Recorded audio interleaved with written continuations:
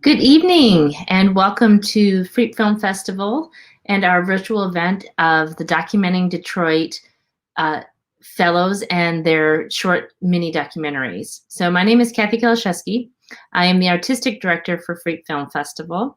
If this is your first Freak Film Festival event, thank you so much for being here. We are the documentary festival based here in Detroit, and we feature films that are relevant and resonate here in Michigan and the Midwest. So we've been a festival in the Detroit area for going on 7 years. Our festival is in September 22nd through 26th, where we'll be showing documentary films that, again, are resonate and relevant here in Michigan.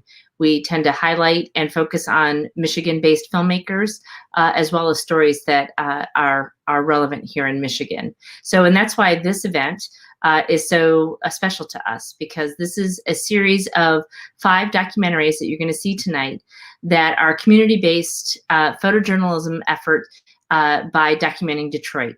So we're going to have 5 films with 5 conversations with the filmmakers who are responsible for this very important work.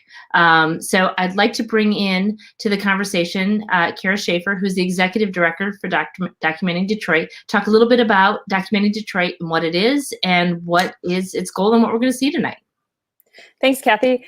So we're here. Documenting Detroit is a photography fellowship that's been happening in the city since 2016. So for 4 years running, we have been able to mentor emerging adult photographers in the city of Detroit that have an interest in storytelling, journalism, and documentary. 65 fellows have gone through our program, which is free. It is juried. And they focus on a particular story in Detroit that they pitch to us that they want to tell. And then we work with them for 3 to 4 months with mentors from really all over the world. That look at their work, they do portfolio reviews, they mentor them as these stories are built. So the stories that everybody is going to see tonight, they're really a culmination of effort, not only by the photographer, but by mentors and also by the people who are subjects in these photos.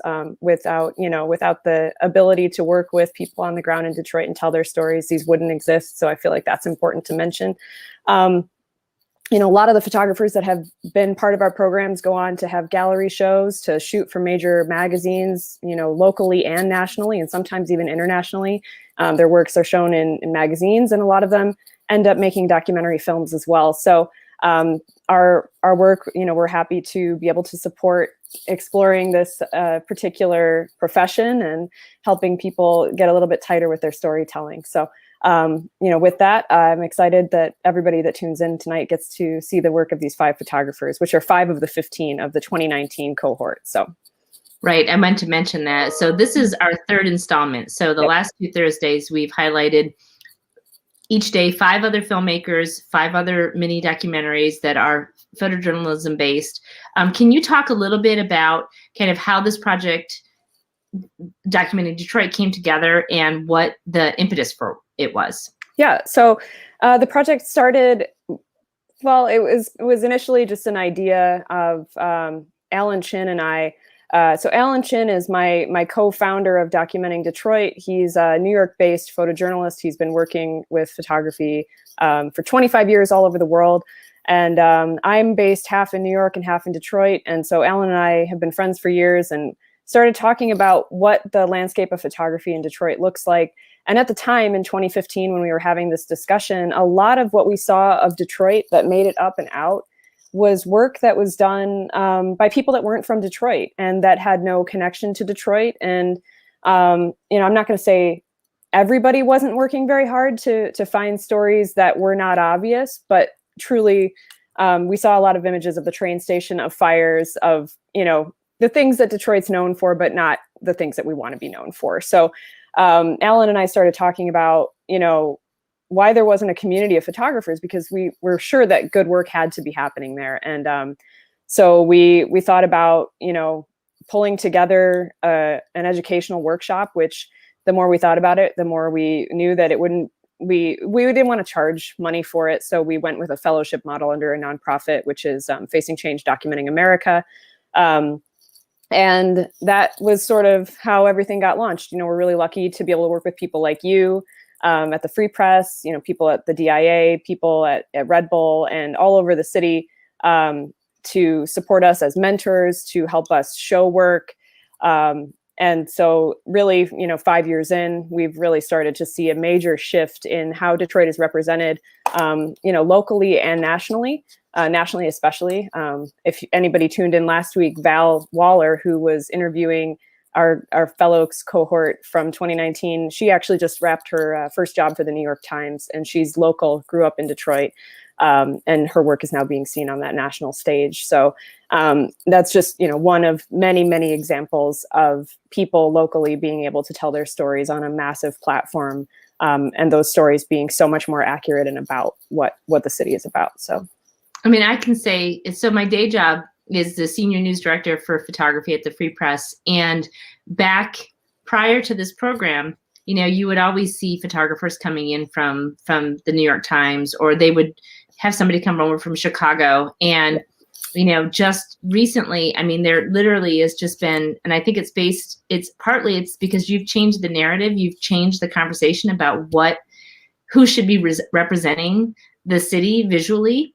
And so people like Val are getting calls, and rightly so, to do this work. And I think one of the things that you guys have all done is you've uplifted kind of these folks who are doing this photography, who deserve to be able to tell the stories from their community in a way that somebody who's an outsider really can't. And I think that, the biggest thing that was lacking was just a network. Obviously Detroit has no shortage of talent. There are so many amazing artists, amazing photographers. And I feel like Detroit is one of those places where finding the venue to have your work seen historically has been very difficult, especially if you're looking to have your work seen outside of the city or the surrounding suburbs. And that's really one of the main focuses of the program that we have. We have not only people like you mentoring our program, but we have, some editors from the New York Times who have juried our program, editors at National Geographic that have come in and mentored and done portfolio reviews with our fellows. And it's an amazing community. And I'm happy to be able to link the community that we have in Detroit to the rest of the country, and in some cases, other countries. So. And this is a good segue because we have two amazing moderators today. They're going to be conducting our Q&As. They both were fellows in the program. So we have Eric Paul Howard and Razi Jaffrey that are here. Both of them are doing incredible work. A lot of it is community-based. I'd like to bring them in, if we can bring them in, and talk with them a little bit about kind of their experience with documenting Detroit. So Eric, you're based on the Southwest side. You're co-founder of Inside Southwest Detroit, among a number of projects that you're doing over on the Southwest side. And then Razi, you're obviously a community activist. You're a documentary photographer, but you're also a filmmaker who notably had the film Hamtramck USA premiered at South by Southwest, one of the most prestigious film festivals in the world, and are working on lots of other projects that are Detroit-based and community-based. So I'd love for you to talk a little bit. We'll start with Razi, since we're here right now, and just talk about where you've been since documenting Detroit, and how you got into the program, and then where you've gone and what it's taken you, what levels it's taken you to since you've done it. Hi, Kathy. Hi, Kara. It's really lovely to be here. I'm really grateful to Documenting Detroit. And, for me, I was going through a major career change at the time. I was leaving corporate America. I had a engineering degree and worked in the automotive industry and the medical device industry. And I wanted to, pursue more meaningful work. And I remember, I heard about Documenting Detroit, and it felt like something I really wanted to be a part of. And I think I was the least experienced, applicant and person in the cohort. But I think I had an interesting story, which was, to highlight some of the nuances, of the Muslim community that I'm a part of in Metro Detroit. And so that was the project that I proposed. I think my experience was really profound. I think it taught me so many things of how to take an idea from its nascent stage all the way to developing it into a multimedia story and piecing everything together and being able to present it. And then, of course, the fellowship, led to so many other opportunities to work with National Geographic, NPR, and then in 2017, I started working on my first documentary film, Hamtramck USA, which explored democracy in America's first Muslim majority city. And of course, a lot of the lessons that I learned in documenting Detroit were carried into the filmmaking process too. So it was a really lovely experience, and we got very lucky. The film ended up premiering at South by Southwest, and it'll air on public television through America Reframed between April and June. We don't know yet. We're still finalizing. So, but it is public information now. So. And Eric, you are part of this community because your work at Inside Southwest Detroit, you lend your space to documenting Detroit. You are, intimately invested in what is happening in the photography community. Can you talk about kind of your introduction into documenting Detroit, and then how it's kind of grown or at least been meshed with what else you're doing on the Southwest side? Sure. And, I'll say that my introduction to documenting Detroit is actually by a good friend and colleague who just texted me to let me know that my glasses are crooked. So she always has my back, and that's Rosa Maria Zamaron. And so she was a fellow in the first cohort, of which I also applied. Rosie was saying, I feel like I was the least, qualified, in there. I didn't make it, in the first cohort. And, sometimes that's great. And sometimes that, makes you wonder if it was for you. And I wasn't sure if I was going to apply for a second time, not because of pouting, but because, I want to leave, space for the things that I need to do to grow. And, Rosa insisted, that I apply again, and said that if I don't, it was some sort of public embarrassment. I'm sure. And I did. And I think it was one of the best decisions that, I've made in the last, 5 years about, being intentional about my time. And, just in the sense of what to apply to and what not to. Not only have I met, great friends and others who have been a part of the cohort, because we all sharpen each other, help each other's work, but I've also, learned, if not even just about photography, about visual literacy and about all of the things that can happen as we grow in telling stories, and how our passions intersect with our community's needs, and how we bring our cameras along, with us as that's happening. Well, I heard somebody's dog chewing on a toy, and both of my dogs are looking at me like, and I know this dog. I've met this dog. This is a very sweet dog. Kathy loves dogs. If anyone ever wants to make her happy, just send her photos of dogs. So 2 of them are staring at me right now. So, all right. So with all of that, we have 5 great projects. And so I want to throw it to Rosie to kick us off with our first project. And I want to remind people we're going to have conversations with each one of the photographers after their film screens. So stay around for all 5, and we'll see you at the end. So Rosie, take it away. Thank you, Kathy. Thank you, Kara. So welcome, everyone. Our first photographer tonight is Nick Hagen. We're going to start his premiere for his documentary very soon. And just by way of introduction, the project is called The Caju, which is a look into the quirky culture of the Caju Cafe's weekly feather bowling league, a rare sport imported from Belgium. And so with that, here's the Caju.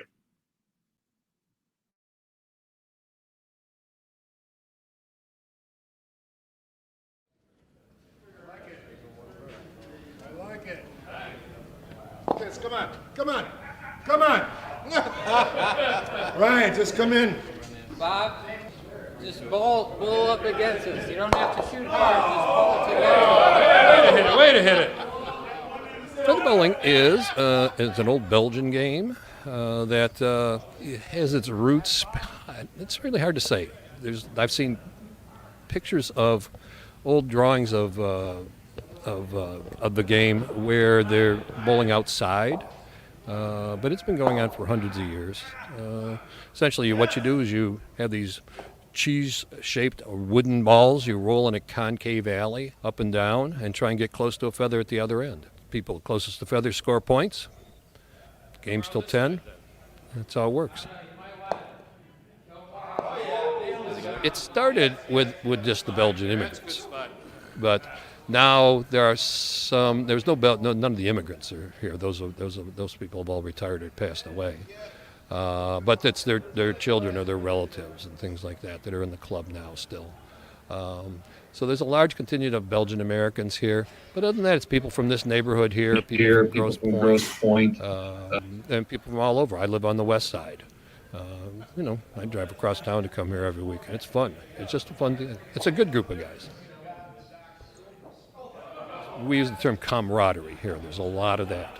In that, you root for who you're with, you root against who you're playing against, and everybody tries to win. And there's, fathers and sons and brothers bowling. There's no mercy out there. Nobody cuts anybody any slack. Blood doesn't matter.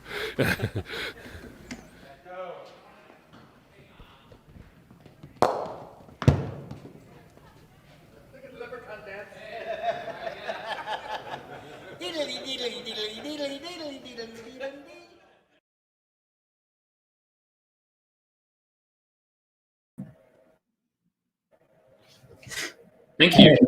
Yeah, hey, Nick, welcome. And we've known each other, for a couple of years now as well. So it's really amazing to see you be part of the fellowship. And I want to get into a little bit more about the project. Before we do, could you just start us off by telling us a little bit about yourself and how you arrived at the fellowship? Yeah, I'm a photographer. I live in the city. I've been working for about 5 or 6 years just shooting. And I don't know, I heard about the fellowship through Facebook. And I kind of I don't know, I do freelance work, mostly editorial, and I don't know, it's kind of it can be a hard job sometimes because it's very lonesome. So I was kind of looking for a community of some sort. So I've known Kara off and on, so I just kind of want to be part of a team, make some friends. Yeah, and how was the experience for you going through the fellowship? It was great. Yeah, I mean, I studied photography in school, and kind of losing that sort of baked in community that you have where everyone's together all the time talking about work is just really fun. And yeah, so getting back to that is awesome. And bring us up to speed a little bit with this project. How did you come across this community? How were you received? And tell us how you went about producing the project. Yeah, so I live about 5-minute walk from Cadieux. So really, I mean, I had tried, I think this was maybe my 4th idea. I think for 2 months, I was just not producing anything in the fellowship, and I needed to start doing something. And Cadieux's so close, and I mean, I really like it there. It's my neighborhood bar, and I know that they play feather bowling there. When I dug into it, I didn't realize how weird and unique it actually is. But yeah, so I mean, my process was to go on their website, find an email address, stress out about sending an email and feeling really awkward for 3 days, and then sending an email, and then they're all just super down. I was shooting the whole bar for a little while, and then I decided just to focus on the feather bowling because it was the most unique aspect that they had there. And how were you received by the community, and what were some of the challenges of working on this project?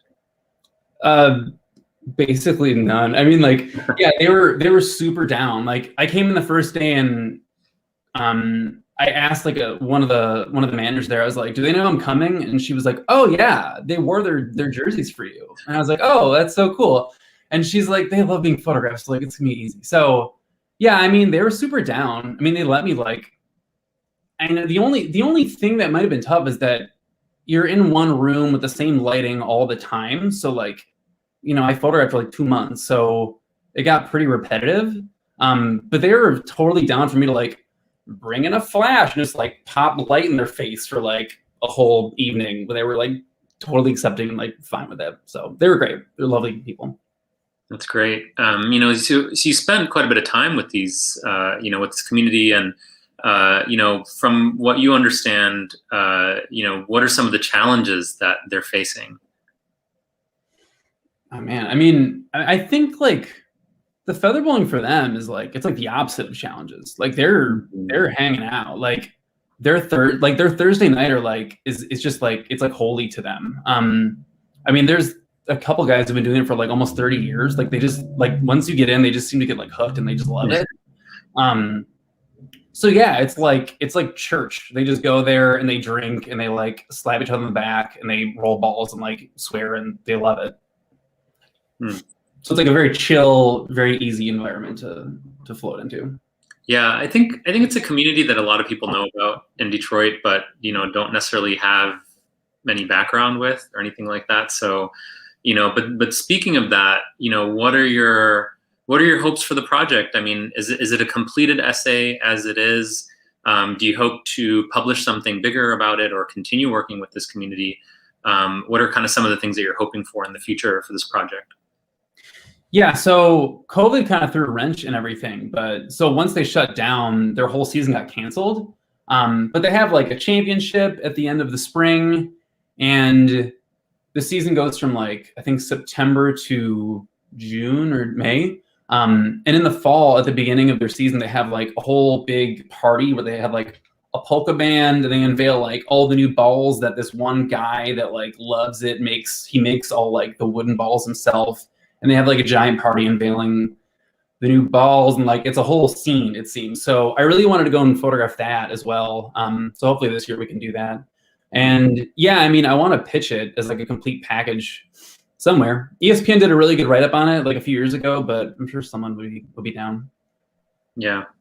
And then you mentioned COVID. I was just curious in terms of your own creative practice and your own photography.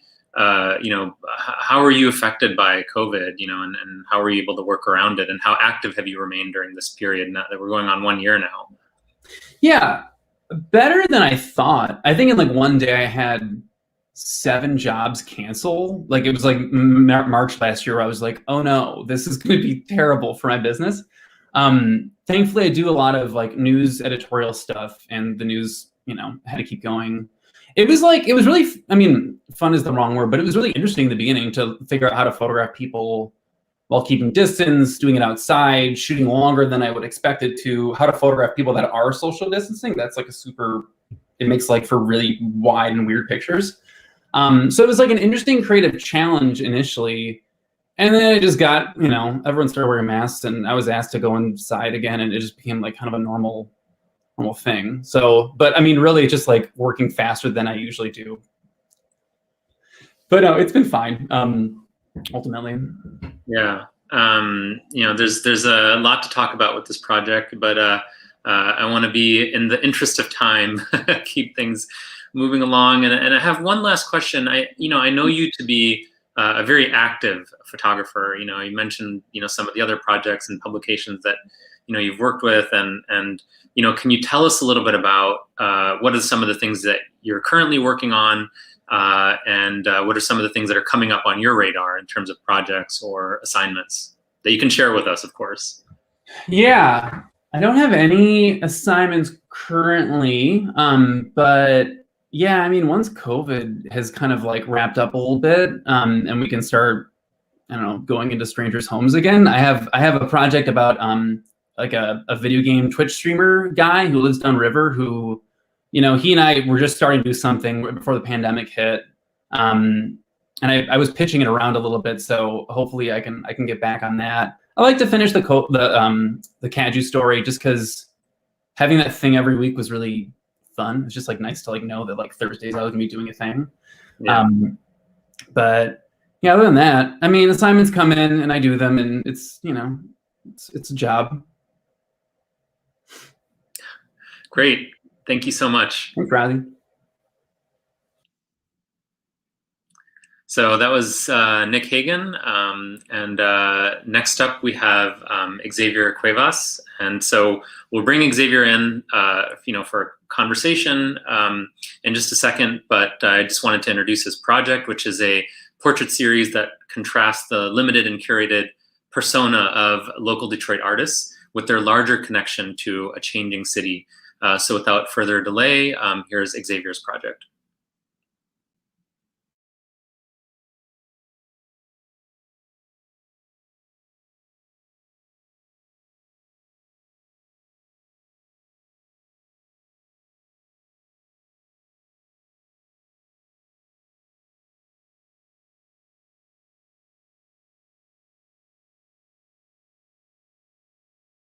Finding identity for myself has always been something that I've had to do. Having the internet, like, during the time that I needed it, allowed me to kind of feel like a more oneness with myself that I don't think I felt before that. You know, I do think that it gave me the opportunity to be like, oh shit, like, and understand like myself and be like, oh my God, like I knew it as a kid, but like I never really saw what it meant to be like an Afro-Latina, like walking around in this world other than like my mom or whatever, you know, or like I never knew what that meant. And so having that platform has helped me figure out like who I am and like feel more comfortable with the way that I interact with the world. I feel like that's part of what motivates me is like to do so well in life that where you don't have to be online, you know, because I hear a lot of skateboarders say if Instagram died today, you skateboarders wouldn't be nothing. You know what I'm saying? So it's the same thing with music and everything else. I'm like, man, with no social media, these people really aren't nobody. You know, what are you really good at? You know what I'm saying? For real, for real. So it's just, that just pushes me. That's why people be like, you should stick to one thing, do this and that. It's like, bro, my hobby is to dabble in everything, you know what I'm saying? Because ain't nothing wrong with making yourself really like better than, you know, you yesterday. You can go on the internet and like find out like how to make zine and how to like take pictures and like go on like YouTube and learn a bunch of things, but you can also like go on the internet and like spend like money on stuff like you probably don't need and like go on Instagram and like see things that you think like you want or like a life that seems like something you want, but just like you said, you don't see like the rest of it, and it kind of like it's a projection of what people want you to see.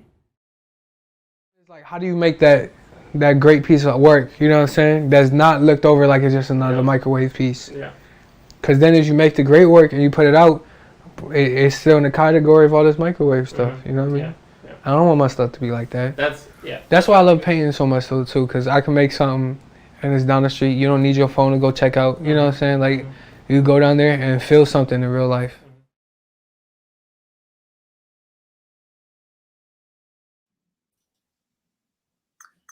It's wonderful. Thank you, Xavier. So just wanted to welcome you onto the program. Before we get into the project itself, which I'm very curious to ask you a few questions about and get to know it a little bit better, can you tell us a little bit about yourself and how you came to the fellowship? This is also the first time we're meeting as well, so it's lovely to meet you. Nice to meet you too. Nice to meet you too. Yeah. So I'm a self-taught photographer. I was studying film studies in school and started to get some experience outside working with a lot of these artists that are featured in the piece, and decided to take some time off because I was like, well, this seems like it might be working out. I'll give it some time. And that became like now it's my full-time job. It's what I do for a living now. I found the fellowship because it was after like the seventh person who sent it to me. I was like, okay, all right, I'll apply. I had never applied for something like this. I had never done been a part of a fellowship or pitched a project that was kind of documentary styles, especially with photography. So I was really interested just to push myself. A lot of the work I had done is like very much born out of this kind of internet content, working with artists, working with brands. So I had never really given myself the opportunity to like, what story do I want to tell and how can I tell it? So when I got accepted, I was really excited to kind of bring that world into this world. And how did you come to the project, and why was it important to highlight these artists in the way that you did? Fortunately, I have personal relationship with many of the people that were featured, and really with a lot of the artists that I work with just in my regular practice, because the way that we came together wasn't, I wasn't a part of some organization or media company that was coming in to like film some local rapper or musician. We were just friends. We just knew one another mutually and kind of respected each other off the strength of our art and what we made. And fortunately, musicians and artists need photos and videos, and I need people to take photos and videos of. So when I got the opportunity to do this project, and I'm thinking of the stories that I feel I have a unique perspective on and an ability to shine a light on that most people probably don't, I thought of all of these people that I know in a way other people don't through, just their online interactions or the content that they post. Yeah, and then let's dive into a little bit of your project conceptually. Why did you want to depict their personas as opposed to just portraits of the artists themselves? So the project was constantly changing. When it started, it was primarily just about portraits and really also more focused even on the separation between like their internet persona and who they really are in the city, which is kind of where I guess like the visual concept came from. Like you have the red backdrop, which is this very, the symbol of like portraiture and prim and proper, well done photography, and then placing that backdrop in front of like their home or a park that they grew up in. And you have this contrast. Here's the small frame that everyone online knows, and here's this much bigger picture that kind of encompasses this person. And so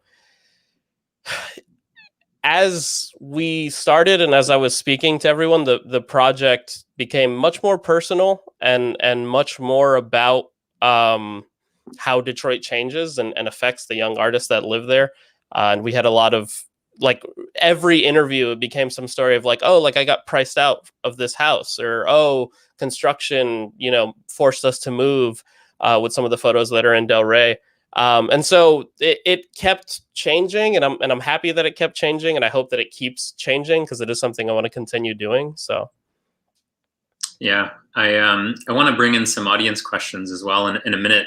Before we get into that, just a couple more, to kind of keep our conversation going as well. One of the things that you put into your project description is that all of this work is taking place in the context of a changing Detroit. And so in your conversations with these artists that you worked with, what did you find out about them and their position, and how are they benefiting from some of these changes, and how are they being harmed by some of these changes? What were their thoughts and ideas on that? Well, Kara mentioned it at the beginning of the show, talking about how difficult it is for photographers to get their work seen. And I think, unfortunately, and as a result of a lot of complicated things, Detroit, in terms of media and exposure, lacks in a lot of areas, which not only hurts us, the people who create these images and visuals that are shared, but the subjects, obviously, right? Like if we don't have an outlet to share stories about people, those people's stories don't really get told as much. So that was one of the biggest things, for sure, with the artists is, the only time that a lot of them get to tell their story is when an agency or a company or a brand wants to come in and pick a little part of who they are and what they do to benefit their brand or whatever it is that they're working on. And very rarely are they able to have like these really organic conversations that are then also shared locally, right? Like, in a forum kind of similar to this. So there's a lot of struggle with that. There's a lot of struggle, obviously, with gentrification and development, which both benefits them and hurts them. On one end, if you're a muralist and there's a lot of development and they want to make it look pretty, like, amazing, you have new clients.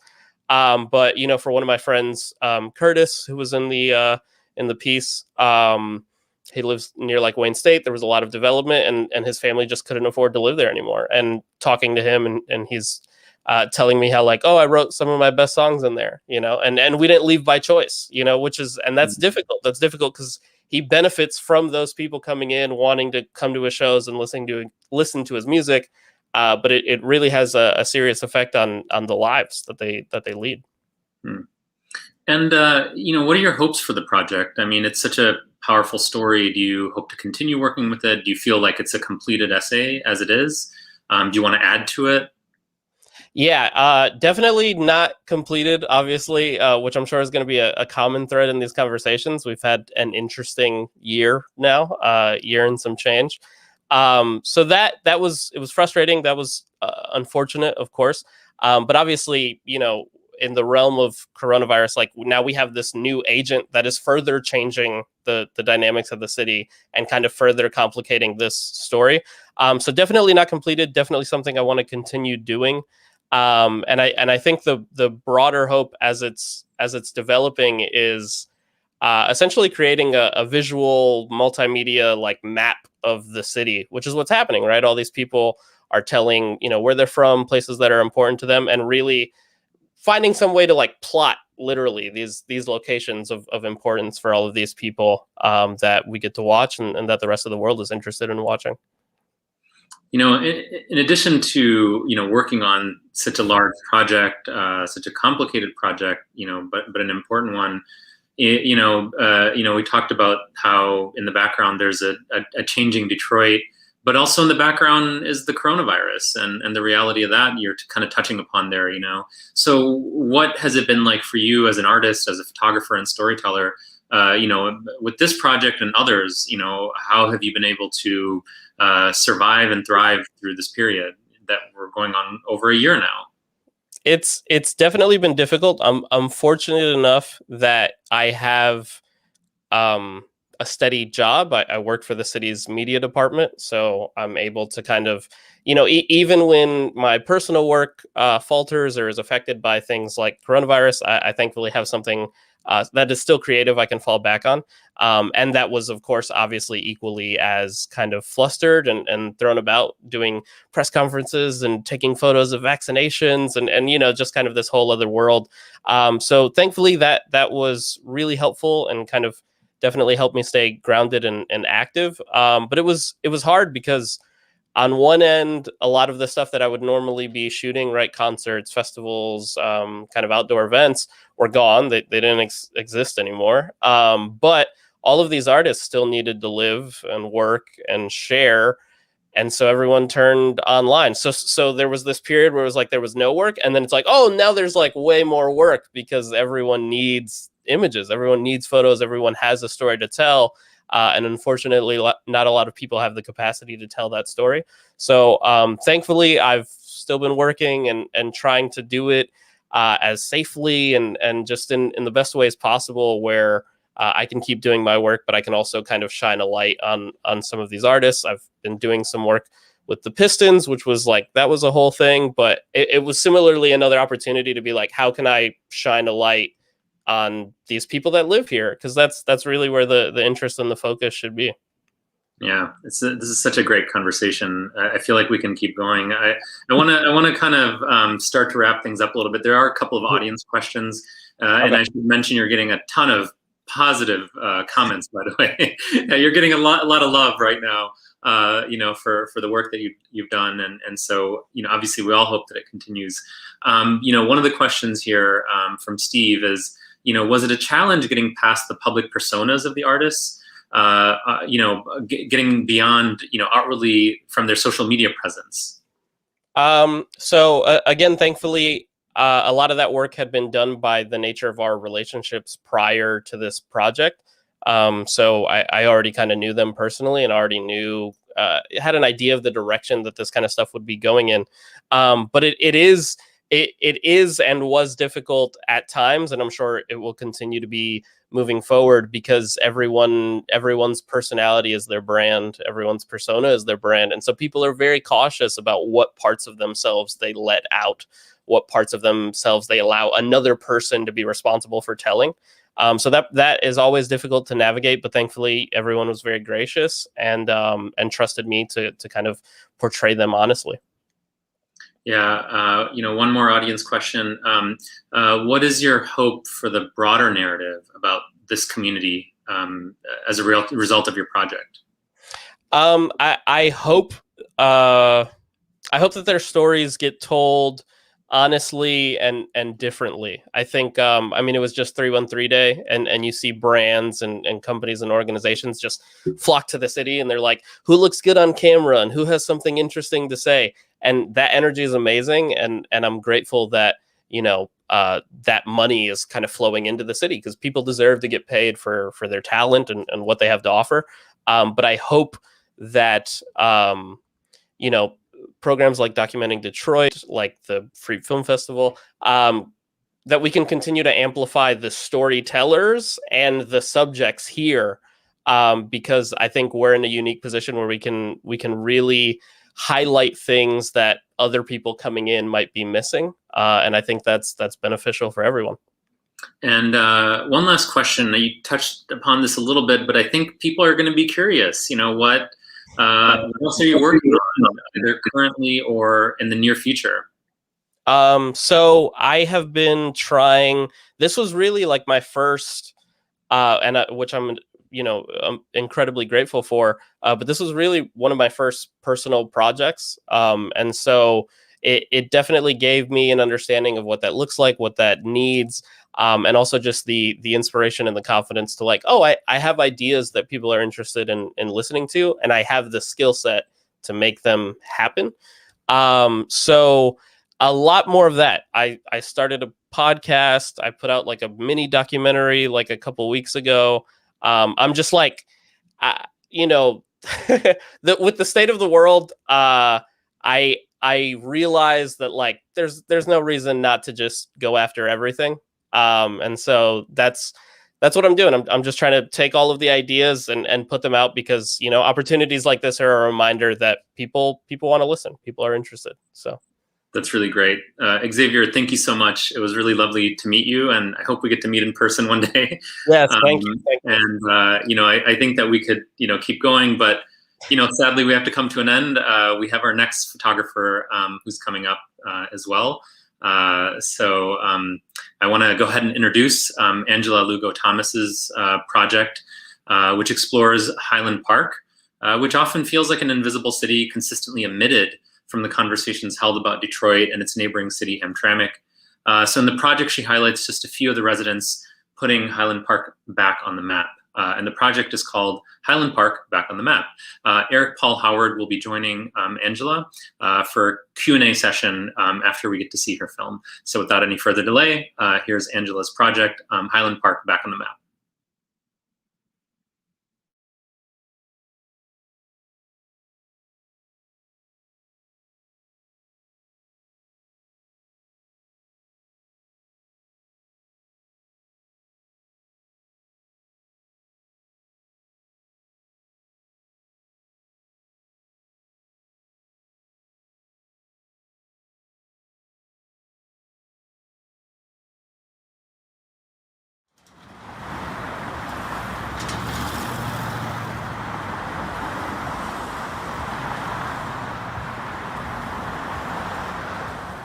Thousands of cars drive through our city along Woodward Avenue, and the people in them have no idea that they are in Highland Park.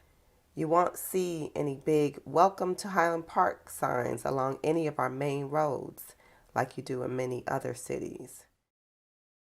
Highland Park was always on the news for their crime, drug activity, prostitution, fires, and murders.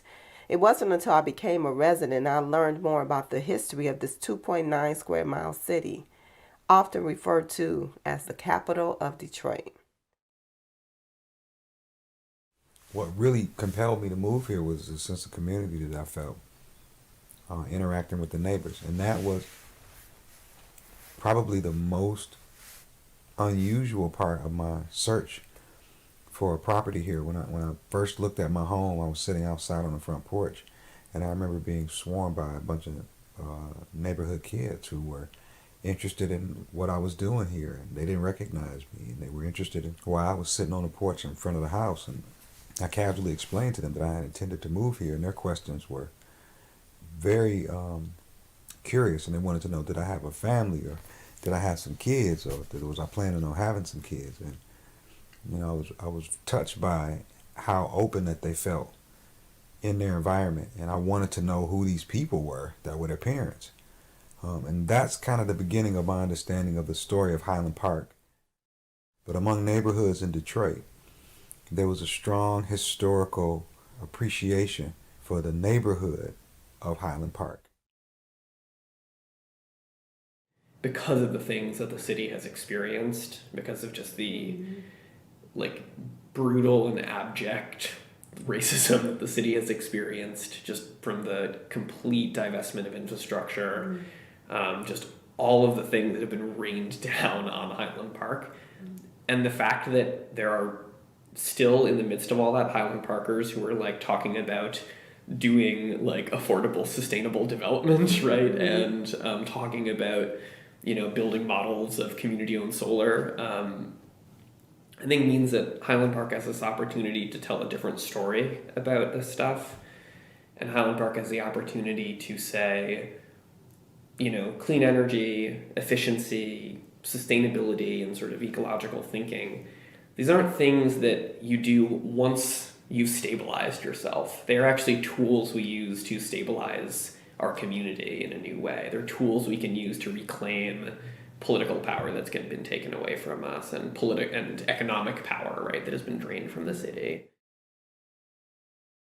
Because I wanted to bring my company back to my hometown, and I wanted to be a part of its revitalization.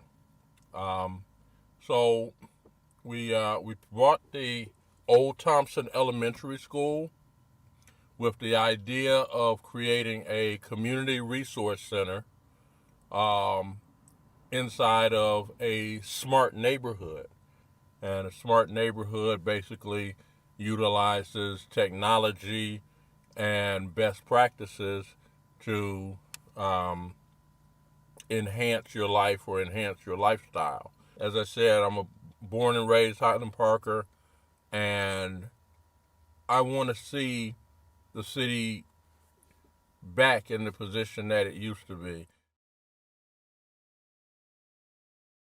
So what happened was I saw children coming without clean shirts. They didn't have enough this. They didn't have lunch. They looked hungry. And I would always keep hygiene kits. I had extra underwears, ties. I was the one that got all of the shirts at the end of the school year that they left, wash them up, hang them in my closet in my office because somebody wasn't going to have a clean white t-shirt. So that basically, it started from that. I'm like, okay, you know what? This would be cool to have an after school place for children who really need that. Some of them are hungry, so they can have help with their homework and they can have the resources. So I saw a lot of children coming to school without resources to become wonderful urban scholars. And I always just wanted to have an after school type situation in a house though, and make it homey so they can smell the food. So I came up with the homework house.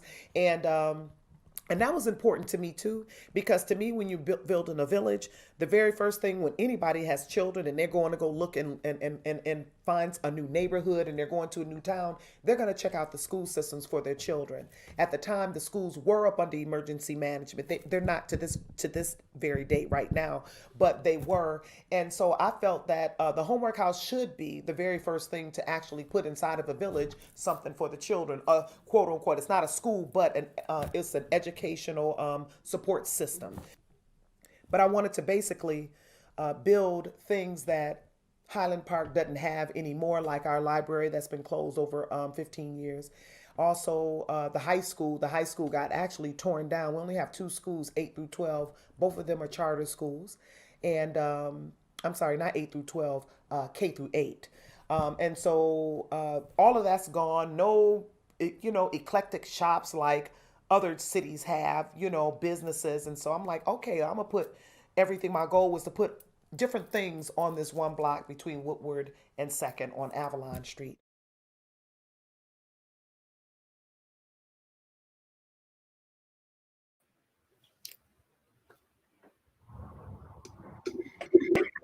Angela, Hi. how does it feel to see something that you've been working on for so long and so hard being shared with everybody? It feels surreal. Well, first of all, because as you know, this was delayed because of the situation we're in the whole world. But just to see it all come together because the magic happened, without us, it's overwhelming a little bit. For sure. So there's so much to talk about based on your piece, and when I first saw it, one of the things that I was thinking is that this piece is a tender look and a big hug for a community that deserves it. Can you talk a little bit about how you came around to the topic that you were going to focus on for the fellowship? Well, I would say this. I've loved documenting Detroit since the very beginning. I was just a fan. And I just kept noticing that no one ever covered Highland Park. And so that was really one of the reasons why I even put my name in the ring, because I was like, I really want someone to focus on Highland Park, because I always feel like we're an invisible city. If you see most maps of Detroit, Highland Park Hamtramck is usually grayed out, but people tend to know about Hamtramck, but Highland Park always seems to be like, oh, I didn't really know much about it except for the bad stuff. And so we moved here in 2000, and I lived in Detroit for 20 years. I've lived in Highland Park for 20 years. And I just was like, I never knew all the rich history this community had. And I feel like those stories need to be told more, but then the current stories need to be told more. Because when I thought about this project, there were probably 10 more, maybe even 20 more people that I could have featured. And I just couldn't, So I featured people that I was close to, that I knew, that I was familiar with their projects. And I felt like they just, I really wanted to amplify their projects a little bit more. And so that's one of the reasons why I wanted to focus on Highland Park community kind of organizations that were doing good work. And they touched on some really important topics, and things that as a Detroiter, there's things that but you don't even maybe realize that you know them, or you've never thought of them, or maybe you've never noticed. And some of those things about Highland Park came out right in the opening statements that you made about the video. I know there's no welcome to Highland Park sign, but I don't ever think about that. And what does that mean for a community? I mean, tell me about that. Like, what? Oh my gosh. So, so I love driving around. Like, I mean, most people laugh because, when people talk about places, I'm like, oh yeah, I've been there. I see this. And I'm all over, not just Detroit, but all over Michigan. I go, I just like driving around. And that is one of the things I noticed. Like, almost every other community, you will see some kind of city sign, even if it's just a brick wall, or no matter how big or how small. I mean, even like Oak Park, their recent sign is just amazing over the 696 freeway. I was like, man, but Flint has that huge, arch. And so I was like, dang, we don't have any signs. So it's really interesting that I meet so many people. Now, mind you, this is kind of funny, but I meet people who actually move into our community and they think this is just another neighborhood in Detroit. They don't even realize that it's its own city. And I'm like, what? So that's just how I guess we're not an island, obviously. We're completely surrounded, by Detroit and the little piece of Hamtramck. But most people do not consider this its own community. But if you talk to any native people, like Highland Parkers who grew up here, even been here for a long time, almost none of them will say that they're from Detroit. They will always rep HP. They like, I'm from Highland Park. I'm a Highland Parker. And so it has its own identity and its own history, its own government. And so a lot of people are not aware of that. And I wanted to bring that, that's why I said, put it back on the map. Like, we need people to pay attention to what's happening in our community, because the Ford factory that everybody talks about that brought all those people here and had that $5 wage, it's down the street from me. It's in Highland Park. But a lot of people don't know that. They always say, oh, it was in Detroit. Chrysler had their factory here for many years. and they were in Highland Park. So a lot of things were here in Highland Park that happened here first, the first main road, the first freeway. I mean, so many inventors and musicians. I mean, the history is so rich. And so like, I really want people to just come in here and say, you know what? I'm going to do a story on this part of Highland Park and this history of Highland Park. And I want it to be someone, you know, that can amplify it and take it around the world. And so it's fitting and somewhat, you know, poetic that a city that doesn't get its story told in the way that it feels is adequate, doesn't bother to let people know where they are when they're passing through. And yes. and what I heard, you know, throughout and kind of reading between the lines is that, you know, however, there is a narrative within Highland Park that Highland Parkers know about Highland Park, and they'll decide when and how to share it. And so I'm wondering, in your experience, you know, what do Highland Parkers feel and say about the way that the story of Highland Park is told and isn't told, and what hopes do you have for that narrative in the future? Yeah, so we talk about, we have a few Highland Park groups, but we talk about the narrative of Highland Park a lot and the optics of Highland Park. I mean, most people who come through our community, they know that when they're in a place that's poor, that's, you know, that doesn't have, you know, nice things. I mean, we really don't even have a park, like a place that we gather and go to and enjoy, have a picnic. So we want the narrative to change, but we also know that comes from development, that comes from people actually bringing some money into here, and I'm not just talking about factories either. We need like sit down restaurants. We need more than just dollar stores and liquor stores and beauty supplies. Like we are a community that wants all of the nice things that every other community wants, and so I feel like the narrative right now and the way that we feel right now is that we don't get enough attention. We don't get any attention. And so we would like to have more people, even foundations and just other people to come to our city and do some things that, you know, we haven't seen in a very long time. I mean, the history is rich, but I've been here 20 years and I never thought it could get worse, and it has. And now we have to just build it back up, and it's not going to happen overnight. And we understand that, but we have to take the steps necessary to really turn our community around and make it a place that's, you know, welcoming, inviting, and has some liveliness to it and some activities. And so I was part of a little something that we started, the Highland Park Arts and Culture some kind of activity going on a regular basis. So we do a First Fridays event during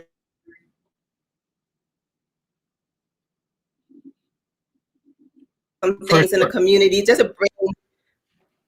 to bring some activity to the community. And those are all amazing events. And so that's really what I wanted to focus on the project.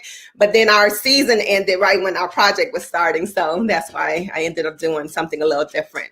Yeah, it broke up a little bit. So just to fill people in, you know, you talked a little bit about First Fridays happening monthly as a way to kind of, you know, like bring people in and allow them to, you know, to see what's happening, you know, in Highland Park. You mentioned not having, you know, a park. The city's called Highland Park. Like, where's the park? But, you know, but what you do have and what you have in spades though is a porch culture that is unmatched, you know, like around the city. And so, you know, the residents kind of, you know, rise to the challenge to make up, you know, for what's missing. And so for my last question, I just want to talk about some of the things that, you know, was highlighted in your film that's missing. You just touched on a few of them, but for one, you know, a library. What kinds of things are in the works, you know, as a community? What ways are you all making up for and compensating? Because I know you all just don't not have a library and not do anything about it. And so if you want, you know, tell us a little bit about First Fridays, tell us a little bit about, you know, homegrown initiatives that are really kind of, you know, meeting the needs in a way that's filling the gaps that aren't being filled, you know, by a civic infrastructure. Right. So Dart Library is actually a block away from my house, and it's been closed for 17 years now. And we don't have a library, but thank goodness Detroit does allow us to go to their library and check out books if need be. But as far as like some of the other things that the community has done besides First Fridays is there is a gallery now off of Hamilton. It's 333 Midland. And so there's some beautiful art that's displayed at many of the shows there. There's artists that actually have residences there, like they actually have like workshops in there. Now, a lot of people know Nandi's. They do a poetry night every Thursday and a bunch of different events all through the year. And she has been here for a long time, and now she's off of Oakland. And so she has kept the activity levels up. When we didn't have anything, we at least had Nandi's. And then there's a few little, here and there, like Ohana Gardens. That's another garden space that they do activities in the summer, and they sell dinners sometimes, but they put on really beautiful events, So there's like little pieces here and there. But really what I would love for people to know is that the organizations that were featured, which is, Solidarity, Parker Village, Avalon Village, and the new up and coming Liberty Village, those organizations are all looking for support. They are, they're all looking for volunteers. They're looking for, of course, financial support. But even if you just spread the word about what they're doing in our community, we would be grateful just for people to do that, because we just need that love. We need that nice, hug, and just a little bit of attention, paid to the community of Highland Park. Angela, thank you so much for your work and for your passion. And everybody that's listening, if there's anything about Highland Park that struck a chord with you, please reach out. Angela's Instagram was shared, and she's letting folks know, the support is welcome. And just make sure that you find a lane and a way to contribute that meets the needs of Highland Parkers, and not just of our own assertions about a city that we don't know enough about.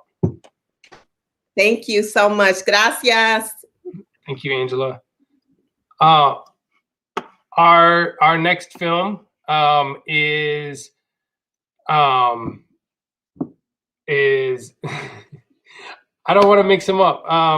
Rebecca Maxon's film is next. Vaporu, Southwest Detroit has lived under a cloud of industrial pollution for decades, and oil refineries dominate the neighborhood and have been unwilling to meaningfully ameliorate the toxic impact on residents' health.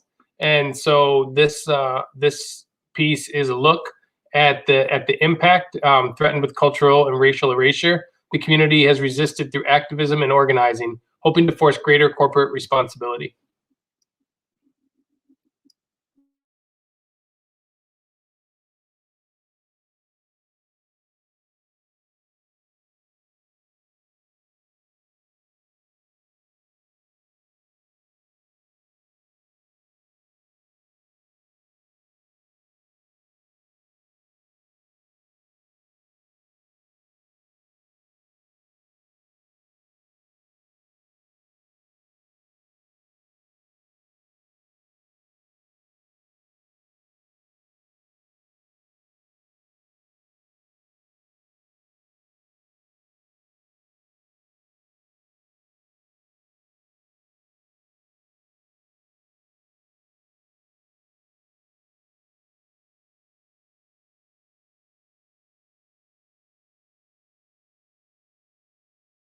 My name is Rebeca Maxon. I'm an interdisciplinary scholar and emerging photographer born and raised in Southwest Detroit. My family, like many other families here in the city, migrated here from Mexico and from the South, and have been deeply rooted in Southwest Detroit since the 1940s. Over time, our community health has been drastically impacted by industry, resulting in an increasing amount of chronic illness and death over the years. Chronic illness that has personally impacted my family and continues to do so today. As a response, environmental justice activists and community members at large have been fighting for decades to uplift community narrative and truth, as it is oftentimes erased or sugar-coated. It has begged the question, at what point is it decided that profit becomes more valuable than people? The unwillingness of refineries and city officials to address the impacts driven by this conquest toward profit leads our community to organize and build power amongst ourselves.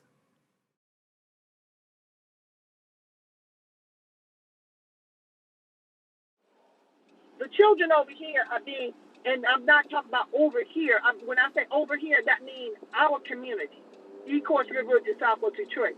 Our children are being born with compromised lungs. In the womb, the children are being impacted. So in vitro, our children are being impacted by the chemicals that their parents live, breathe, play, and work in. Often community is ignored. Often community do not have a voice or a seat at the table. Decisions have been made for us without us. How can you have a family picnic? How can you have a wedding? Or how can you have baby showers out here, fireworks right in front of this plant? And then smells. So the summertime, people still, because this is all they know. And then they say, oh, why don't you move? The question is, why should we have to move? Why can't companies be able to do better, produce clean energy and use cleaner sources of manufacturing the products that they put out into the world? That is the question. So we always say that we're casualties of America's greed.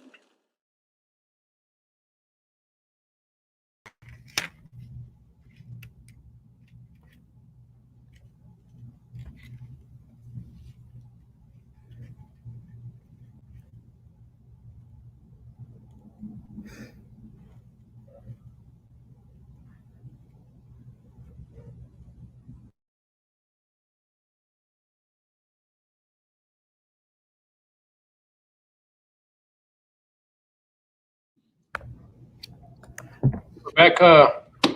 Hello, hello. Hello. Thank you. Now I get to make up a little bit for that choppy transition, to your film. But what a powerful piece. What a powerful photographic essay. And there's a lot, to talk about. But before we get into any of it, there was a quote by Teresa in there towards the middle that says that decisions have been made for us, without us.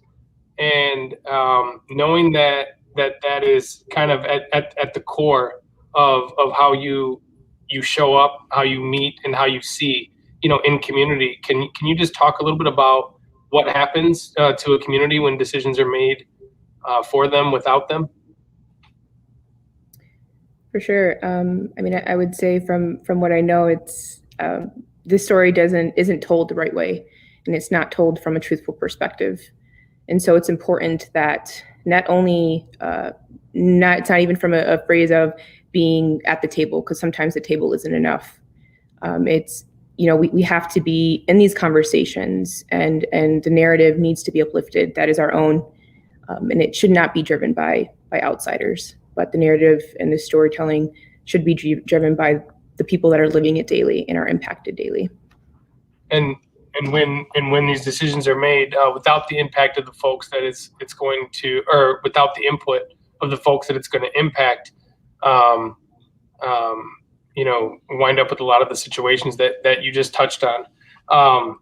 In your piece, cleverly titled Vaporu. And if you don't mind, could you tell us a little bit about that title and why you picked that title for this work? Yes. So Vaporu is, for one, it's an ode to my Mexican-American upbringing. For those who grew up in a Latinx household, or Mexican-American, or just Latinx in general, that Vaporu is used for everything. You get a cough, Vaporu. It's a Spanish term for vapor rub, for those who don't know, and it's still in my household today. So that's the first thing, right? It being just an ode to my culture, but also it's also an ode to my grandfather. So my grandfather passed from cancer in 2007, and he wore guayaberas daily, and under his guayabera he used to wear a white T-shirt. And towards the end of his life, he always had like a stain of Vaporu because he wore it daily. It's what helped with the chronic pain that you get when you have cancer. And so he sat with Vaporu next to his bedside table every day. And so it's something that to this day, when I smell, I think of him and I think of his strength. And I think of the ways that, old medicine and other things are used within our culture and within our communities because of lack of healthcare, because of lack of these other resources and support. And so it's not only is it an ode to my culture, but it's also an ode to my grandfather and to the strength that he carried. And there were some surprises, right? If you describe Vaporu as household in the way that you were brought up, I think that the process of making this series of images taught you something different about Vaporu that you didn't know. Yeah, for sure. When I was reviewing my work with Teresa Landrum, which alongside my mother, I also documented. Hi, Teresa. We were talking about Vaporu, and she was like, "Oh, Vapor Rub," and I was explaining to her how it was kind of a household staple, and the significance with my grandfather, and she was like, you must have been in my house because, my father and my mother, my father used to take a spoonful of Vaporu, of Vapor Rub every day. And so it not only, it created this cross-cultural connection as well. So not only is it a staple and used within Latinx households, but it's also used within Black communities. And used to help with that pain and that chronic illness, right? And so it was definitely an unplanned, beautiful moment, but it just showed that, we aren't the only ones that use these remedies to help with supporting ourselves. And a lot of times when we have the same needs, the things that we can feel like we're alone on, and we think that define us, we find out are the things that are actually, most highlighting the intersections, between our communities and identifies points for solidarity. And your piece, I think, really, in a lot of ways is a deep dive on solidarity. Could you maybe just talk about solidarity a little bit and how, without trying to be, brash, how, environmental injustice, is an equalizer across communities, not even just in Southwest Detroit, but across Detroit in general. For sure. So I think when we address situations and the issues that working class communities and communities of color face every day, solidarity is important, not from just class perspective, but from a racial perspective. And in order to reach liberation, we all have to be involved. We all have to take a daily commitment and be committed daily to freeing ourselves and freeing all of us. And so that solidarity piece is so important to moving forward. And there are so many facets of life and so many divisions that kind of impact the way that works. But the work, especially within our communities, because so oftentimes there are narratives that are given to our communities to separate us, right? And so it's important for us to always keep in mind that we are more powerful together. And oftentimes they know that we are more powerful together. And so making sure that we continue to move towards that solidarity and use the struggles and the issues that arise and that we're all living through to be able to reach that. And slowly but surely, and it takes learning and unlearning. I learn and I unlearn every day to be better in my community and just overall. And so it's a challenging process. It's a hard process. It's an uncomfortable process, but it's a process that has to be done. And so I think solidarity is work, and it takes work, but it has to be done. And it takes access, and it takes awareness, and it takes education. Three things that I would say that your piece goes a long way of providing. When you're talking about topics that are as complex as the one that you're tackling in your photo essay,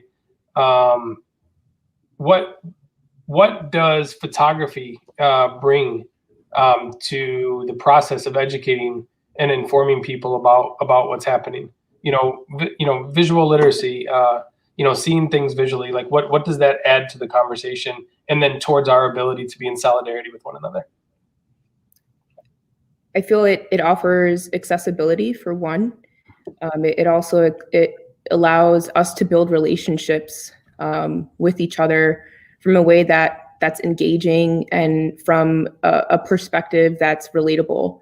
I can go into someone's home and see a photo of a family member or of a community, and I cannot even be from that community or from that family, but I can relate to it, and it can lead us to stories. It can lead us to connecting. It can lead us to love.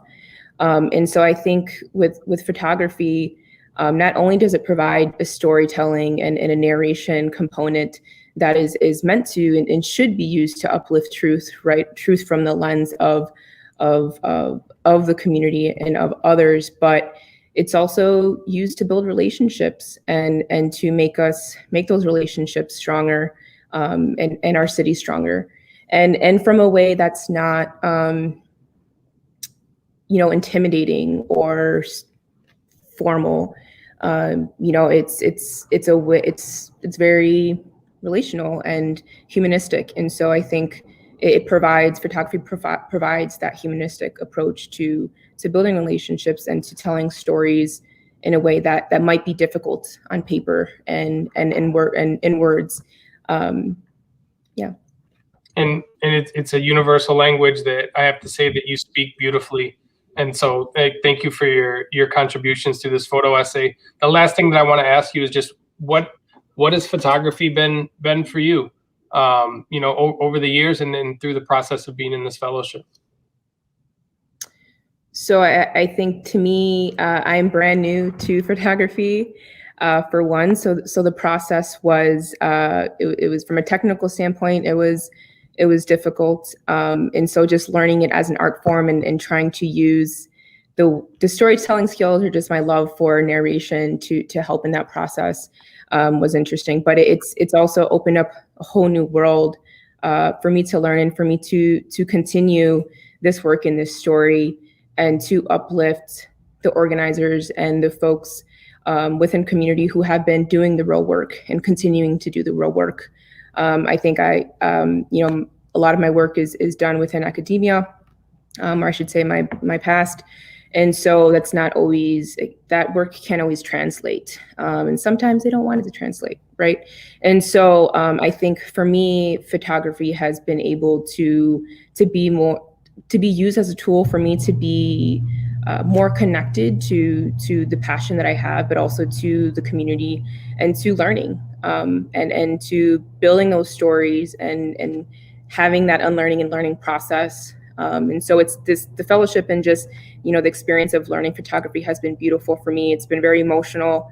I think I came to photography from a healing standpoint, and it's very much so healed me and healed, my grieving with just this topic in general.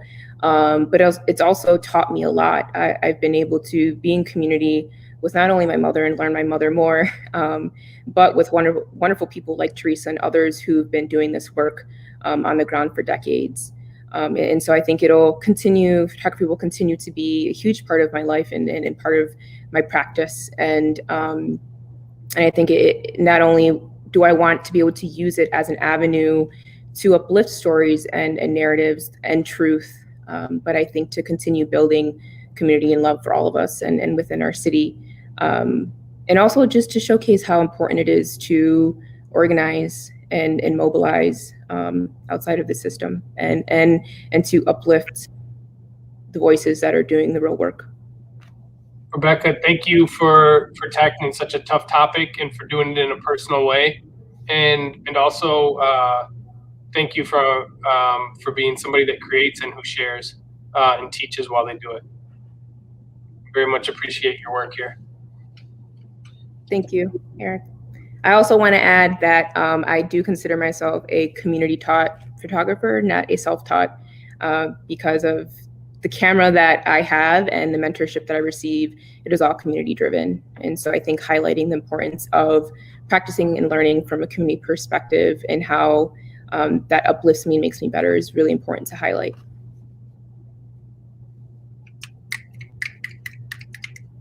Thank you very much. Our next piece is by Katie Raymond, and it's called I Belong Here.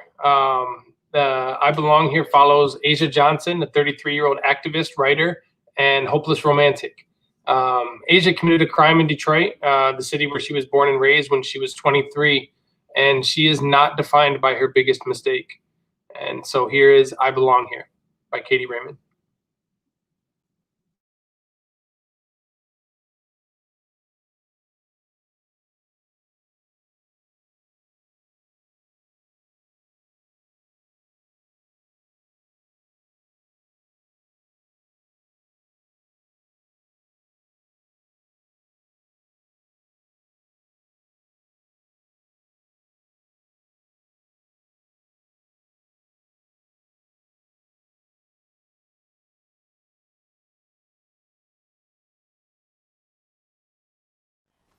It's always difficult to talk about oneself. You don't know where to start or what's important or what people will be interested in. So I will just sum it up as I am a formerly incarcerated woman who doesn't want to be defined by the fact that I am formerly incarcerated. It's in the little things where you realize you're not a normal person. You're not, that things have changed. When I got the job at the filling station, I kept sitting there with anxiety thinking, when is she going to ask me what I went to prison for? She never did. But every single day you're faced with who's knows, who's going to ask me about it, who's going to understand, who's going to judge me, who's going to think I'm a monster. Like, that's every day, and that never ends. I'm a convicted felon. Not only that, I'm a convicted murderer. Not only that, I took the life of somebody in my family. And who's gonna wanna work with me? I often ask myself, why did I get a second chance? But then I tell myself, I belong here. I belong home. I am doing work that is important. I am bringing awareness to the trauma to prison pipeline. I am helping the world in some way, and I'm making my grandmother proud. And telling myself that I belong here, free, at the table, talking about issues that are important. At my job, I belong there. Any room that I walk into, I just remind myself that I'm supposed to be there. My aunt came and picked me up the day that I was released, and she was the only person that I really wanted to come get me because I knew that my family would eventually arrive. A lot of my cousins have moved out of town, but it wasn't like a day of fanfare. But when I was first released out of those gates and I just saw that one person who had been so consistent in visiting me and speaking with me and talking to me and loving me, I felt like coming home. And there's a difference between being released and coming home, because so many people are released from prison and they don't have a home to return to. But I had a home, and I had a family, and I had a community, and I had a whole world that I felt was at my fingertips. And I had hope. And when I went into prison, I didn't have any. In the months leading up to my crime, I didn't have any. So it was the first time that I was filled with hope.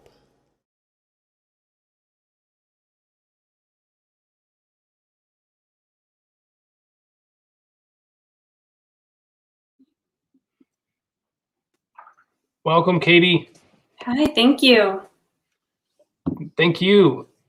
You just shared with us a beautiful story about hope.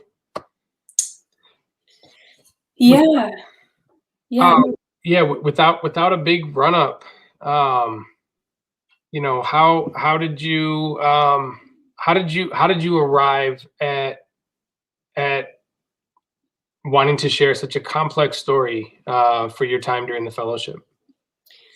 Yeah, so I first do want to thank the Documenting Detroit Fellowship, and I want to thank Asia for trusting me with her story and allowing me to present it to everyone. So big thank yous. And I guess I would want to kind of pull back and start with when I first became interested in documentary photography, and that was in undergrad while I was at the University of Michigan. And I was given the opportunity to document a handful of women who had been through some various hardships. And I think what felt so impactful through those stories and experiences was that somebody trusted me with their story, and that I was able to document and listen, and that became therapeutic for those women. And so then that led me to wanting to continue with documenting stories, and I got involved with a group called PCAP at the University of Michigan, which is the Prison Creative Arts program. And within PCAP, we started a podcast called While We Were Away. And the focus of the podcast was interviewing people who were formerly incarcerated about what happened while they were away and what it was like to return. So my role in that was getting to photograph these wonderful people once they were home. And when photographing, I only got to photograph, like a snippet, a portrait that was going for this podcast. And I wanted to dive deeper. And Asia was one of the women who was part of this podcast. And I wanted to know more about Asia, and I wanted to know more about that experience coming home. And I wanted to show other people, to humanize her and destigmatize what people might think that looks like. So that's the backstory. What were some of the tougher decisions that you had to make while putting together the story? From what obviously from what you just shared is a long history and access that you have to these stories, understanding the nuances, but in that understanding how someone can be misunderstood, which is a big risk to take on when telling stories, is potentially being responsible for how people are misunderstood. So just what were some of the tougher decisions that you had to make to navigate that while you were putting this together? So I think a big part of this experience and this project was being very collaborative with Asia, and being very open with each other about how to show this story. So a lot of those decisions were made together. Trying to think. A lot of times we're told that to be good tellers of stories, that we're to be unbiased, right, or removed, or not personal. But the story that I'm hearing from you, and telling the story collaboratively with someone like Asia, who speaks with power and authority about her own experience. Yeah. That being unbiased and removed is maybe exactly how those stories wind up stigmatized sometimes. So what does it mean for you as a media maker? What's the process like, doing something like that collaboratively?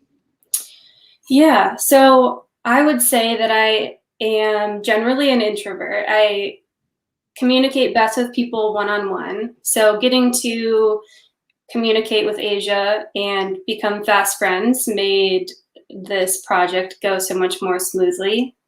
So within that means a lot of asking questions, having conversations, being a listener, being empathetic, always photographing through a lens that is dignifying, and is being honest and careful, and making that strong connection, so that there's comfortability in front of the lens, and that also, though we become close during the experience, still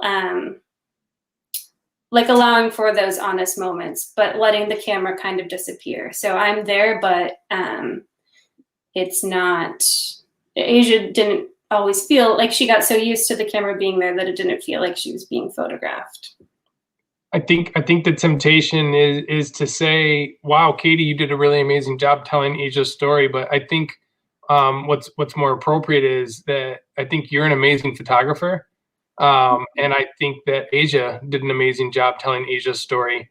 And I think that you did an amazing job, being brave and finding a lane to act as a partner in doing that with. And I think that makes a really powerful piece that obviously from the comments, people are really moved by it. And so I just want to congratulate you on a beautiful collaborative work.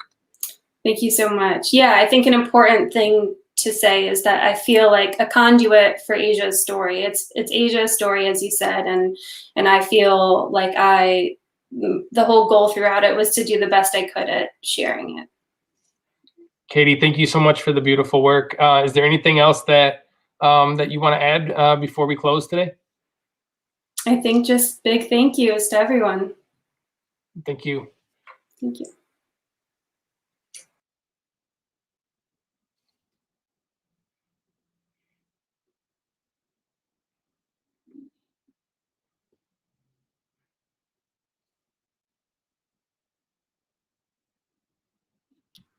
Thank you. I was muted, so I'm usually the one that's always telling other people that they're muted. But I was saying that I wanted to thank you so much for being a part of these conversations and helping share these stories with our audience. I also want to thank Razi for his participation in the earlier Q&As. You both did a great job of kind of dissecting what those projects were about and getting the photographers to talk eloquently and sharing their stories with us. So thank you so much. And I want to bring Kara back because we're going to talk a little bit about documenting Detroit and kind of next steps moving forward and what do you see for the future of the program? And we've gone through 3 weeks now, 15 fellows work. If for those of you that missed any one of them, they're available on Freak Film Festival's YouTube page, so you can check out more of this work. But in terms of, post-pandemic, wherever this takes us, what is your hope for Documenting Detroit, and what are next steps for y'all? Well, I think next steps at this point are still a little bit of a unknown. We're still very much in the midst of a pandemic. We are in the midst of a vaccine cycle. We're still making some kind of educated guesses as to how that's going to play out and where we might fit, moving forward with another fellowship in that new world that we're all stepping into. As far as current, we have 65 fellows that have gone through our program. A lot of them are doing absolutely fantastic work on a lot of different levels. And at this point, supporting them is really our first priority. It's, something that hopefully we're doing well, and hopefully we can, every day just get a little bit better at it. And so I think for us, the main goal moving forward is just how are we going to be able to work in our community safely and effectively? How are we going to be able to bring the mentors that we've worked with over the last 4 years back to Detroit to continue, continue working with people here on the ground? And really, what does that future look like? To that, you're a nonprofit. And we all know that, particularly during the pandemic, it's hard enough running a nonprofit and not being in the middle of the pandemic. But it's been increasingly hard, I think, for artists and groups that support artists to make their way. So where are you thinking, our next steps from a financial standpoint? I do think that it's just something a lot of artists are asking, from the film festival standpoint. We're hearing it from filmmakers and other creatives. So where does that go? How do you continue to support yourself? Well, I mean, our grant funders have been fantastic up to this point. The Knight Foundation was the reason that we could carry this through 2019 through a Detroit Arts Challenge grant. The National Endowment for the Arts has been with us now for 2 years running, and we hope to, continue to work with them. The Michigan Council for Arts and Cultural Affairs, again, 2 years running, has supported us. Fujifilm has loaned us cameras and given us a lot of visibility, and they've been great partners. Obviously, the Free Press, the film festival we've been able to work with 4 years running, and that's continuing to get our stories out into the world, continuing to pair our alumni up with filmmakers and kind of give them somewhere to go when they start to make films, because that's kind of the natural progression of this storytelling initiative that we have for some people. WDET was awesome in lifting us up during the beginning months of COVID. We had a joint feature called COVID Diaries, which is still available online if anybody wants to take a look at that. But 5 of our photographers were involved in that. And the community that we have had on Facebook, on Instagram, for the entirety of this initiative of documenting Detroit has really been the #1 reason why we've been able to sustain. And we really hope that support continues. We can go very, very far with everything that we've been able to raise through our community over the years. And, as long as we have the support of the people around us, then this program really gets to continue.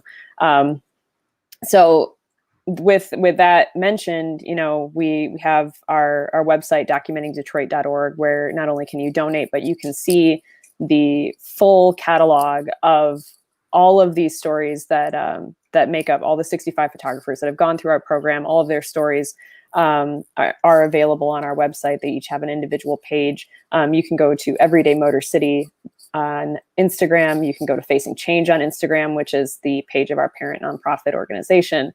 And I believe all of those platforms also have, buttons to donate. So that's always helpful to us. We always really, really appreciate it. And it really does power all of that work that you were all able to watch tonight. So. Well, we appreciate it. And honestly, it's such an amazing body of work that you all have uplifted and supported over these last number of years. And, to continue this work, I do encourage everybody to participate, to follow, to support Documenting Detroit. These stories, photographers, they're such an important mirror on our community, and without them, that historical record of this time and this place that is Detroit now would be lost without you. So we appreciate all of that, and hope to continue to partner with Documenting Detroit in the capacity of the film festival and with the Free Press. And to that, I'm gonna wrap it up for the night. I want to encourage you to again follow Documenting Detroit. Come to Free Film Festival, subscribe to our newsletter. We have great events that support documentary storytellers in both photography and film. So go to freefilmfestival.com and sign up for that. And remember, our festival is September 22nd through 26th. We'll have more great stories and more support for great filmmaking across these platforms. So with that, I'm Kathy Kalashevsky, the Artistic Director for Free Film Festival, and we're wishing you all a great night. Thanks, Kara. Thank you so much. Appreciate it.